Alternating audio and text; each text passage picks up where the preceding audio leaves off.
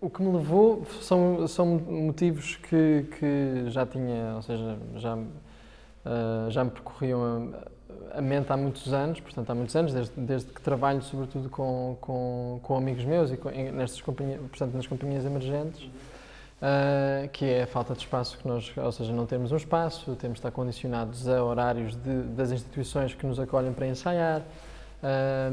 Essa vontade já existia, portanto.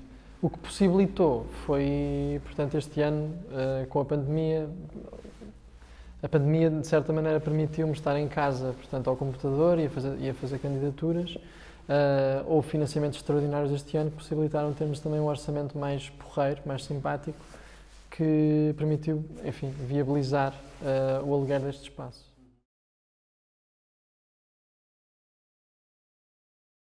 O processo de transformar o espaço começou em agosto, portanto foi muito trabalhoso, foi um investimento muito grande de tempo, mas também foi muito prazeroso, porque depois, basicamente nós não quisemos transformá-lo na sua aparência, portanto quisemos transformá-lo só no sentido para o tornar, portanto, respirável, saudável, ou seja, eliminar bolores, fungos, a tirar o óleo da garagem do chão, que era muito óleo, e tu viste ali os ladrilhos, eles têm, os ladrilhos da garagem têm, portanto, têm pequenas fendas, onde o óleo se encostou todo, e portanto nós tivemos de estar com máquinas de alta pressão a tirar o óleo dali, e portanto depois eram quilos e quilos, e pusemos ali um caixote de lixo fora, portanto estávamos a pôr um caixote de lixo e a câmara não levava porque era pesadíssimo, ele devia pesar para aí 300 ou 400 quilos, era uma coisa absurda. Mas entretanto, ou seja, fomos começando a dividir, a pôr em saquinhos, blá blá blá, e volta e meia, portanto, aquele lixo que era um bocado mistura de alcatrão com óleo de motor de 70 ou 50 anos, enfim, era muita sujidade. Depois passámos aqui em todas as paredes passámos lexívia, detergente e pressão de água também, portanto, quadro abaixo montes de vezes. Temos um curto-circuito dentro, portanto, ou seja, isso foi o processo de limpeza que ainda foi um grande investimento de tempo e também, ou seja, também foi um investimento de dinheiro nesse aspecto, de comprar coisas para limpar e não sei o quê. Agora, começa, portanto, a partir do momento em que acabámos de limpar, começou um processo de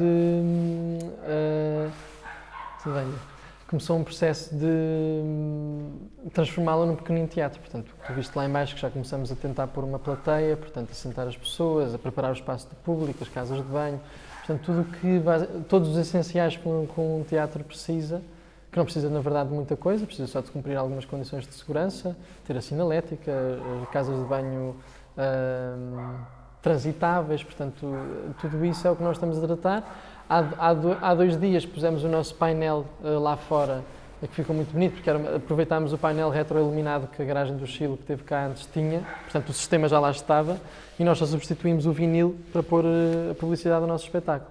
E já há pessoas ali a passar na rua, ou seja, temos uma relação com o bairro que até é porreira, com as lojas do bairro, ou seja, com as lojas, com o restaurante da frente, portanto isso tem sido fixe.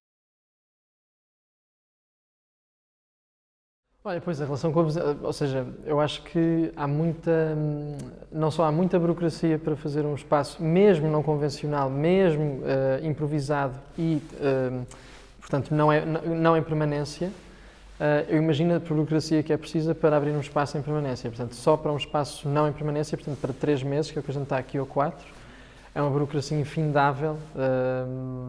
A junta de arroios, eles próprios dizem que só receberam em 10 anos, só receberam mais um pedido destes de licenciamento. Portanto, isso só nos indica que, de facto, as pessoas andam a fazer as coisas, mas não pedem as licenças, porque, de facto, é uma burocracia. Nós é que sentimos que tínhamos de pedir, não só porque queríamos experimentar fazer as coisas bem, mas porque vamos estar aqui um mês, é um prédio residencial, portanto, a possibilidade de, enfim, aparecer a polícia a perguntar o que é que estávamos a fazer, etc., era grande. Mas em relação aos vizinhos, portanto, é curioso porque nós, quando estávamos a limpar aqui em agosto, tivemos uma vizinha que veio muito chateada porque nós estávamos a fazer muito barulho. Nós não tínhamos essa noção, portanto, nós não temos grande percepção do que é que passa lá para fora, mas isto de facto está no logrador de vários prédios aqui à volta. E isto é uma câmara de eco, sobretudo quando isto estava mais vazio, era uma câmara de eco que, enfim, era como se fosse um megafone. E nós aqui às 10 da noite, que a gente estava cá das 9 às 10 da noite para ir a limpar, aquilo fazia um basqueiral, que ela veio cá.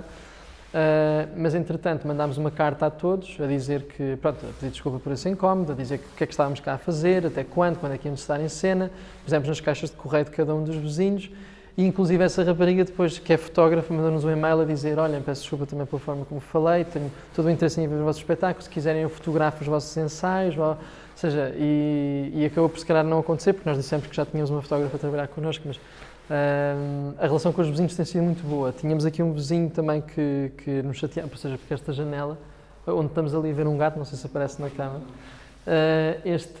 portanto, é o terraço do vizinho que está ali à frente, que inclusive trabalhou na garagem do Chile.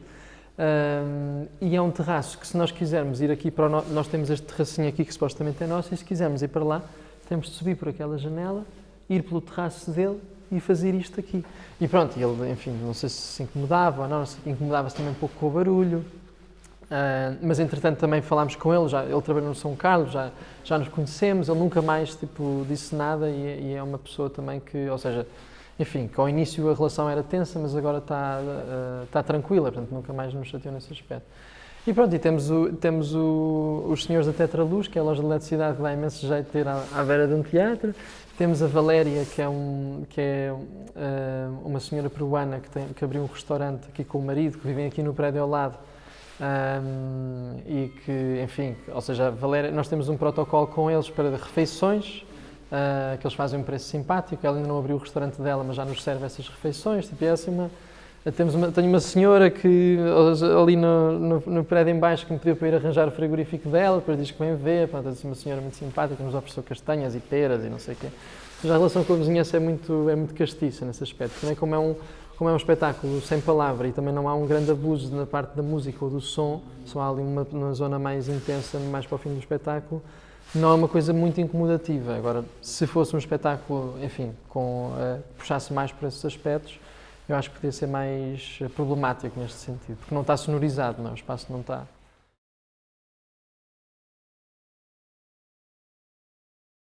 Olha, o espetáculo era, portanto, a ideia para o espetáculo foi, eu lembro-me de estar a entrar no Colombo, que eu vivo perto do Colombo, estava a entrar no Colombo e estava a ouvir, acho que era a Quinta Sinfonia do Beethoven, e que não é que eu ouça só Beethoven, não sei o que, isso não é verdade, mas estava por acaso a ouvir a Quinta Sinfonia e eu sempre achei imensa piada como os instrumentos parece que às vezes estão a dialogar uns com os outros, portanto, estão a forma como os graves e os agudos, depois temos os graves, um meio e depois os outros, ou seja, parece que eles estão a falar uns com os outros num verdadeiro diálogo. E eu pensei, ao ouvir aquela música, como é que aquilo poderia ser traduzido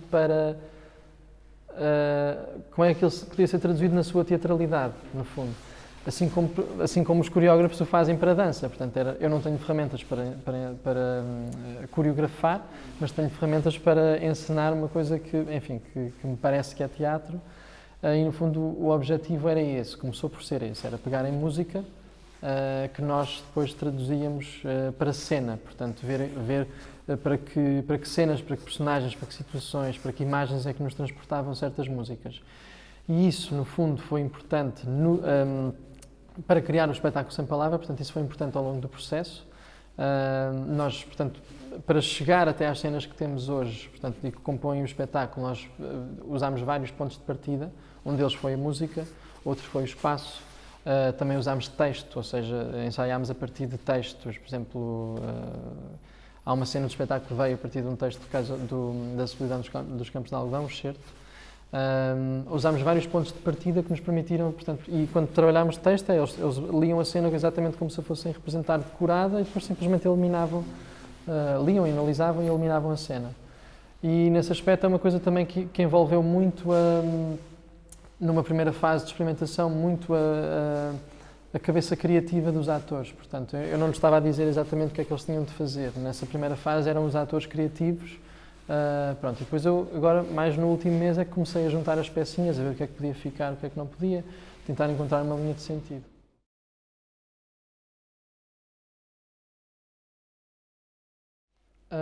Acho que ou seja, há uma coisa que portanto, tem a ver com o meu percurso individual que está muito relacionado com o texto e que está muito relacionado com referências e pesquisa bibliográfica, ou seja, o nosso primeiro espetáculo que tu foste ver no Thalia, que era, esse espetáculo foi o resultado de 2 anos a ler filósofos, antropólogos, ou seja, foi muito prazeroso e era muito rico de facto. mas de certa maneira tu também ficas a pensar, já, então, mas e uma coisa, ou seja, e se puseres os autores de lado, se puseres as referências de lado, não é? E se te valeres apenas de ti próprio, ainda por cima num espetáculo sem palavra, tu não tens, claro, podes ir buscar referências e não sei o quê, mas o que me deixa contente é que nós, ao construir este espetáculo, deixa-me muito feliz o facto daquilo ser muito nosso nesse aspecto, ou seja, não há grande... não houve, lá está, nós irmos ver filmes ou irmos ler livros e daí então ver o que é que podia surgir, ou uma peça, não é? É muito uma coisa de imaginário coletivo, também muito meu, ou seja, e que liga à coisa, portanto, isso deixa-me contente porque no fundo é uma coisa que está a sair da tua cabeça e que é explanada em cena. Outra coisa é porque eu acho que a forma como a palavra, ou seja, a forma como a palavra está presente nos dias que correm, seja ou seja, nos meios de comunicação social, mesmo na literatura, mesmo no teatro, no cinema, no audiovisual, eu acho que ela está a esvaziar-se completamente de sentido, porque é um excesso, tipo, é um excesso de palavras, um excesso de chavões, um excesso de... E quase que dá vontade, porque o teatro não é só palavra, apesar de quando o teatro tem palavra, ele assume um lugar muito muito central. E foi uma coisa que nós nos apercebemos no primeiro espetáculo, que é, nós achámos que era preciso ter um texto, e o texto começou a assumir uma componente narrativa, e é impressionante como o texto toma conta de tudo depois na encenação. O que é fixe, portanto, o próximo espetáculo vai ter palavra, mas este então é uma lufada de ar fresco nesse sentido. Então, para quem está habituado, e estes atores não são de teatro físico, portanto, para quem está habituado a trabalhar com texto, é uma lefada de ar fresco. Já. O teatro, na sua essência, não é texto, na verdade. Ou seja, é as relações entre as pessoas.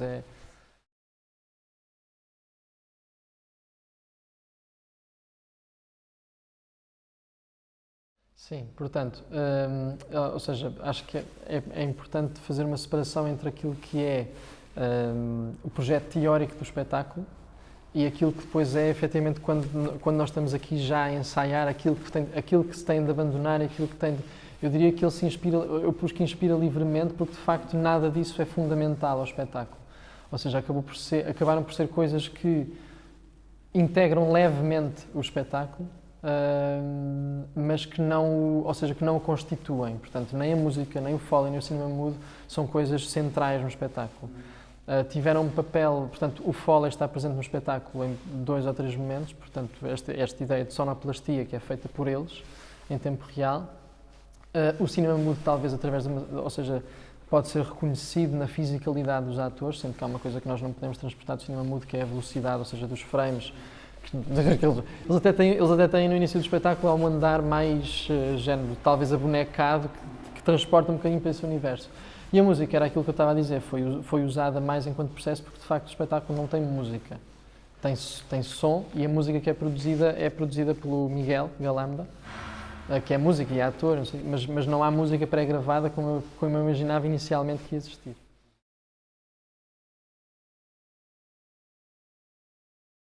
Oh, boa pergunta. Eu acho que ia ser incrível. Se isso acontecesse, eu acho que era incrível. Ou seja, ver como é que podia, ou seja, que silêncio é que, se tu fosses à rua, qual é que seria o silêncio? Porque estás habituado, sei lá, a ir a um estúdio de som, por exemplo, e estás habituado àquele silêncio. É um silêncio que te é oferecido por aquela condicionante. Mas imagina o que é tu estás num estúdio, claro que tens sempre barulhos de pássaros ou não sei o quê, mas tu estás na rua e numa cidade, por exemplo, e podes ter essa experiência de quase estás num deserto. Eu acho que isso podia ser um reset positivo, sei lá, se acontecesse de X em X tempo. Nós simplesmente a ver 2 minutos de silêncio todas as segundas-feiras no mundo inteiro, ou seja, só para a malta ficar assim na rua, só a escutar um bocadinho. Eu acho que isso podia ser, ou seja, uma pausa da azáfama toda que, sobretudo nas cidades, acontece.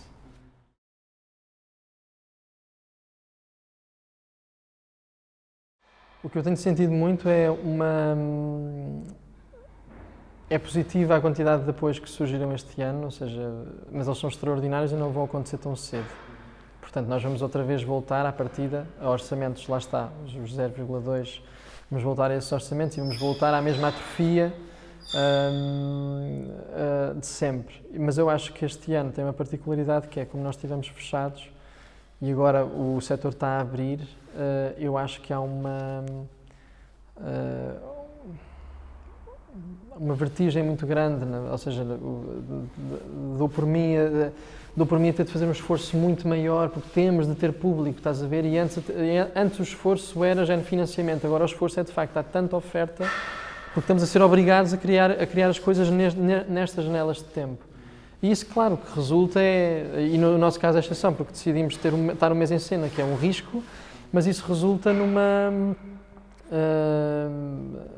as pessoas são obrigadas a a fazer qualquer coisa e, de facto, não devia ser assim, não é? E eu acho que isso influencia a criação, porque a produção influencia a criação, isto são condições de produção anormais que te põem num ritmo e num estado de nervos e numa posição que eu acho que é francamente desconfortável e, de facto, o que está a acontecer agora é que, no outro dia estava a falar com uma pessoa que me disse justamente isto, que já está a começar a ir ao teatro e já vê quebra de público, estamos outra vez num período de contração no sentido pandémico, género das pessoas começarem a ter mais receio de ir, que não é o mesmo que aconteceu na primavera em que as pessoas estavam desertas. Eu acho que agora começa a acontecer outra vez o contrário, começa a chegar o inverno, as pessoas começam a querer ficar nas casinhas. Portanto, há esse risco em que de repente tem de acontecer mais espetáculos e com menos gente. Pronto, isso é um aspecto de produção, um aspecto talvez mais artístico que é que eu desejo para o teatro. O desejo é que as pessoas sejam livres de fazer o que elas querem, sem trâmites ideológicos, género de artes que lhes diga este ano vão trabalhar sobre este tema, ou têm pontos majorativos de trabalharem sobre este tema. Arte pela arte, quem o quiser fazer, arte por uma ideologia, arte por um discurso, mas eu acho que o rico é que cada artista tenha a sua liberdade de fazer aquilo que quer. E existirá público para todos. Há pessoas que não se interessam em ver umas coisas, há pessoas que se interessam em ver outras. Silvio, muito obrigado. Obrigado, Pedro.